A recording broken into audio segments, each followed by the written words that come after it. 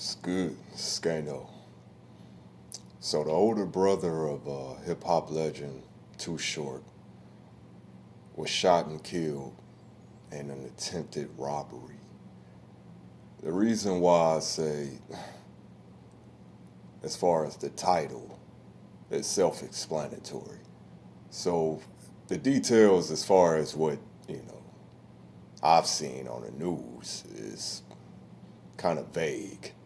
But the thing that stands out, they said these assailants, multiple gunmen, attempted to ram through the door, you know, of an industrial building.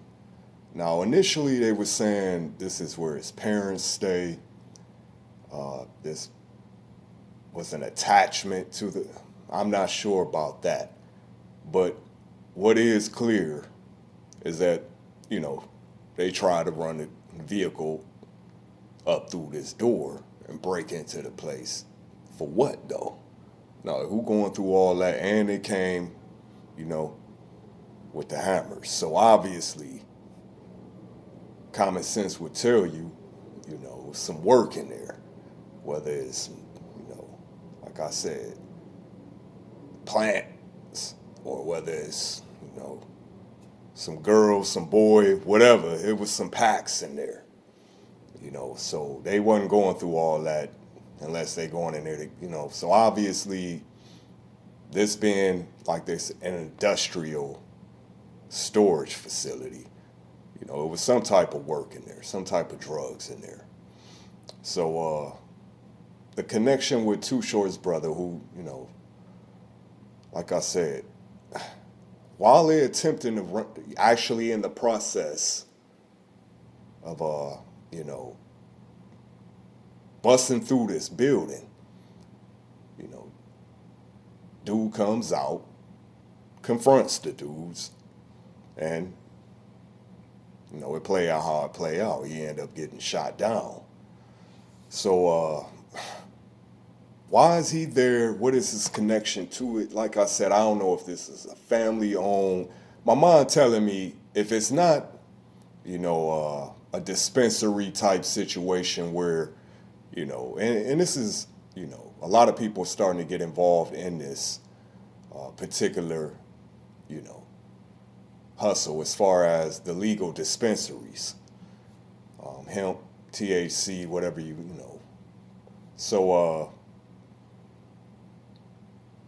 if it's not a situation where, like I said, they, have a dispensary and they have a storage facility there, and that's what was going on, then obviously, so I don't want to get up here, like I said, and throw dirt on this man's name,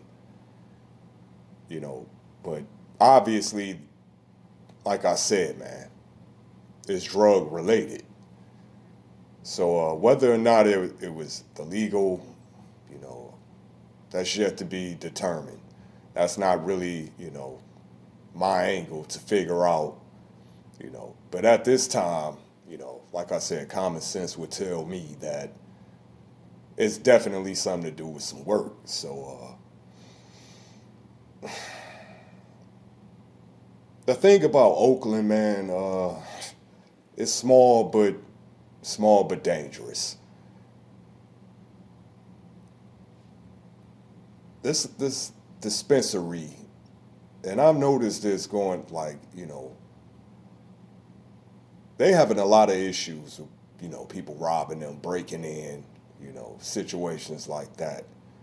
And it's definitely not, it's not even, I wouldn't say it's any safer than actually trapping, for real. It's really not any safer.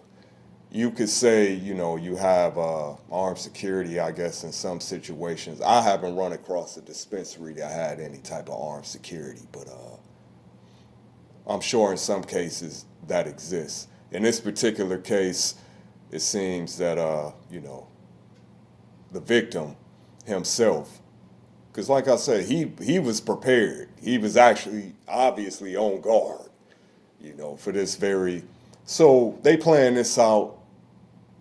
They knew work was in there.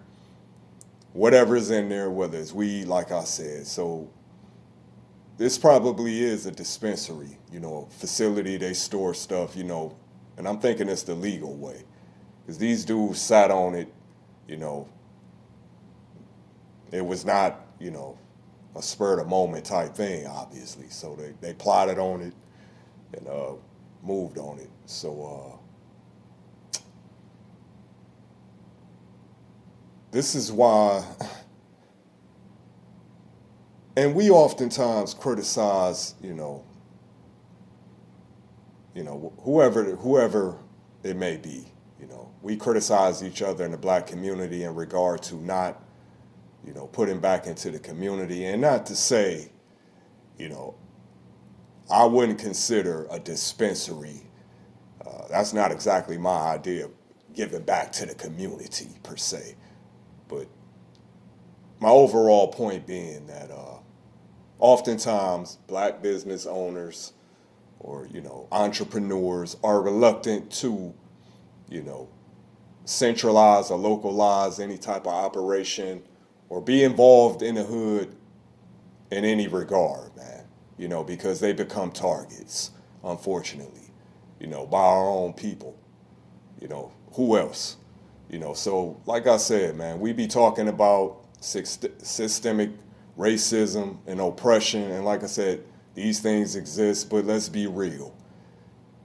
More oftentimes than not, we be our own worst enemy. Let's be real about it. So this dude, Dwayne Shaw, I don't want to fail to mention his name. I think he's in his 60s. He had to be because Short is at this point in his late 50s or early 60s. So he's an older guy, and we all gotta go. It's a shame that you in your late 60s and you end up getting gunned down. You survive a lot of decades as a black man in this country, and end up getting gunned down by another black man in your 60s. That's a hell of a way to go, but